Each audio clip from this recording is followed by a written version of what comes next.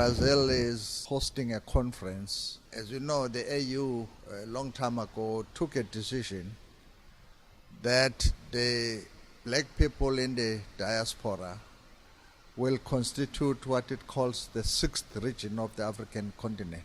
There are 5 regions in Africa in the continent, and then diaspora is the 6th region. Now there is preparation for a diaspora conference organized by the AU in Africa, and there are preparatory conferences in different regions in Central Africa, North Africa, Southern Africa, and so on. And the 6th region preparation is taking place in Bahia in Salvador. That's the reason for the visit of the Deputy Minister. Relations between South Africa and Brazil are very good in all areas, basically. We cooperate in a lot of areas.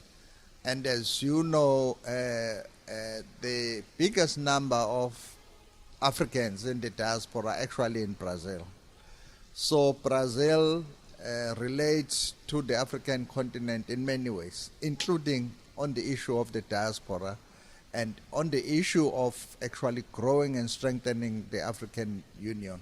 So South Africa plays a role in that area. And as you know, we've got a history of being very active in this area. If you remember the period of President Thabo Mbeki, with respect to the renaissance of the African continent, with issue of the diaspora, I mean, South Africa pushed, for instance, for a conference on the diaspora that was held in the Caribbean, and President Mbeki was very active in that. But you know, also issues like the peer review mechanism in the African continent, the issues of NEPAD, all those issues are related to galvanizing the African people wherever they are, including in the diaspora, to actually contribute to the development of the African continent.